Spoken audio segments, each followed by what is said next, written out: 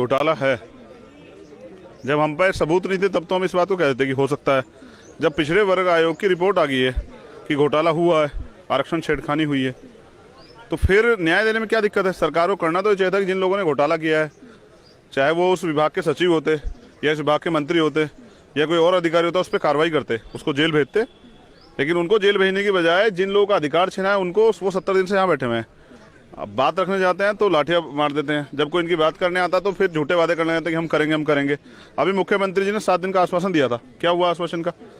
बच्चे परसों गए थे तो पीट दिए, बहनों के हाथ तोड़ दिए, बदतमीजी कर रहे हैं, अब शब्द कह रहे हैं, कपड़े फाड़ रहे हैं। ये कहाँ का न्याय है?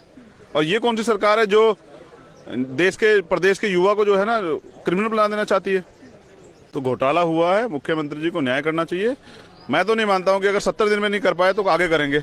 इसलिए हम लोग लड़ रहे हैं कि जनता को पता लगे कि किस तरह ये उत्तर प्रदेश की सरकार जो है दलित पिछड़ों के अधिकारों को छीन रही है और हमें दोबारा से उसी स्थिति में गुलाम बना देना चाहती है जैसे हम 1950 से पहले थे। लेकिन अब भारतीय संविधान है, उसमें हमें अधिकार है। आर्टिकल 19 जो है शांतिपूर्वक आंदोलन करने का अधिकार देता है। हमारे अधिकार छिने, हम यहाँ बैठे हुए हैं और हमारा आंदोलन तब तक जारी रहेगा जब तक ये जालिम सरकार जो है हमारे अधिकार हमें नहीं देती। चाहे 1 दिन लगे, 2 दिन लगे, 10 दिन लगे या महीना लगे, और चाहे इसी धरने में पे हम लड़ते हुए हमारी जान क्यों ना चली जाए। तो अब हमारी लाशें यहाँ से जाएंगी, लेकिन हम यहाँ से वापस जाएंगे जब तक सरकार जो है हमारे अधिकार हमें नहीं देती। और आगे आंदोलन बढ़ेगा, पूरे उत्तर प्रदेश के वर्कर जो है यहाँ आएंगे।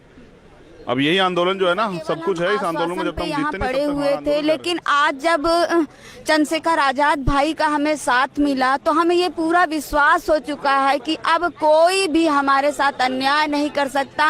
अब हमें लाठियां नहीं खानी पड़ेंगी, अब हमारे साथ न्याय होगा। हम यही बोलना चाहेंगे कि आज हमारे साथ भाई आकर बैठे हैं, अब हमें पूरी उम्मीद है कि हमें न्याय अवश्य मिलेगा। धन्यवाद। हमारे सारे लोग वहाँ पे गए, लेकिन वहाँ हमें जो है सिर्फ तिरस्कार मिला, वहाँ हमें झूठे आश्वासन मिले और हमें वहाँ से खाली हाथ लौटा दिया गया।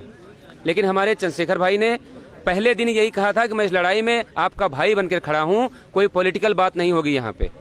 इसलिए आज जब दोबारा हमारे ऊपर लाठीचार्ज हुआ तो वो आज आए हैं और हमें अब पूरी उम्मीद है कि अब दुनिया की कोई भी सरकार हमें न्याय लेने से नहीं रोक पाएगी। इतना हमें अपने भाई पर भरोसा है कि हमें न्याय जरूर मिल जाएगा। कॉलेज और जो जरूरत थी सबसे ज्यादा अस्पतालों की, वो इनको बनाने चाहिए थे, लेकिन उन्होंने वो तो बनाए नहीं है, नाम बदल कर काम कर रहे हैं। कोई इन्होंने नया काम नहीं किया जब से सरकार आई है। कभी किसी शहर का नाम बदल दिया, किसी रास्ते का नाम बदल दिया।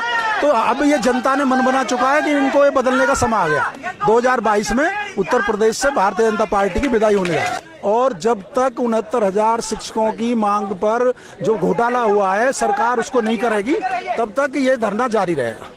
ये जानते हैं कि इसमें घोटाला हुआ, लेकिन फिर भी ये लोग मानने को बिल्कुल तैयार नहीं है। और हम लोग यहाँ पे इतने दिन से धरना दे रहे हैं, कोई ऐसा चाहे बीजेपी ओबीसी का नेता हो या बीजेपी का जो भी हो, हम लोग सबके दरवाजे पर गए हैं, सबके दरवाजे खटखटा दिए, लेकिन जहाँ भी जाते हैं हमको सिर्फ आश्वासन नहीं मिलता। हम स्वतंत्र देव जी के पास गए, केशव मौर्य जी के पास गए हैं और हमें सिर्फ आश्वासन नहीं मिला, हमें कहीं से न्याय नहीं मिला है। यही हम सरकार से कहना चाहेंगे कि वो राजी से हमारे इस मुद्दे को सुने और अच्छे से सुने और जल्दी सुने। मैम इतने दिन से ये लोग यहाँ पे धरना दे रहे हैं।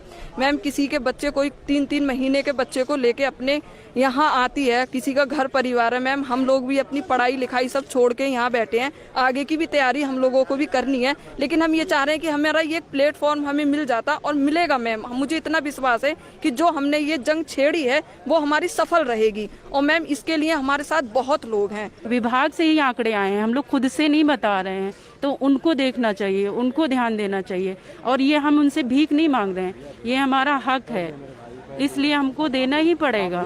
इसके लिए हमें कुछ भी करना पड़े। आप देख ही रहे हो इतनी सारी संख्या है और बढ़ेगी।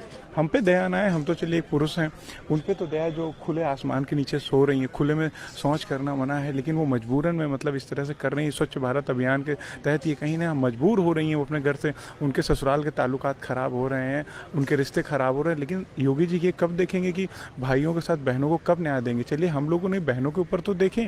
अब जैसे कि मेरी उम्र है 16 साल, हम भाई, ये मेरे बड़े भाई, हम लोग भाई को देख रहे हैं कि भाई लोग अपने पढ़ लिख के इतना क्वालिफाई होकर भी तब भी धरना कर रहे हैं। एजुकेटेड होने का फिर फ़ायदा ही नहीं मिल रहा है। अब रिजर्वेशन है हम लोग के, SC/ST OBC कोई भीख नहीं है, हम अधिकार है हम लोगों का, ये हम लोगों को मिलना चाहिए, संवैधानिक अधिकार है। अब ये मेरे बड़े भाई हैं, अब ये मेरे बड़े भाई हैं, ये सब हमारे मम्मी पापा के एज के सब लोग आके बैठे हैं। तो यहाँ जो देश का भविष्य है, जैसे हम लोग की यूथ एज है, उस हम लोगों के ऊपर क्या असर पड़ेगा। अब मोदी जी अपनी मीटिंगें कर लेते हैं, ओलंपिक का सम्मेलन करा लेते हैं, उसमें 100-200 लोग होते हैं, तो उसमें कोई दिक्कत नहीं है। स्कूल खोलने में दिक्कत है। स्कूल में मिनिमम हर क्लास में 50 बच्चे होते हैं। अगर सोशल डिस्टेंसिंग कर करके 25-25 एक दिन पे बुलाया जाए तब भी काम होगा। तब भी अगर मोदी को शादी के लिए 100 लोगों की परमिशन दे दी पर स्कूल खोलने की परमिशन नहीं दी। अब यहाँ शिक्षक भर्ती की हो रहा है। आज मेरा भी सपना था कि मैं भी टीचर आगे करके करूँगा, पर सपना अब सपना नहीं रहा। ये देख रहे हैं मेरे बड़े भाई लोग संघर्ष कर रहे हैं, आए दिन लाठी खा रहे हैं। इतना जोर लगाओ कि सरकार की जड़ें पड़ जाएगी। गोरखपुर में बैठ के मुख्यमंत्री को ये पता लगे कि कुछ हो रहा है। मेरे भी समझ रहे हो, पूरा समाज चलावा बिल्कुल जोर लगाओ तो समझे और उनका छीना हुआ अधिकार उनको दे इस भर्ती में जो घोटाले में, क्योंकि आज का जो आंदोलन है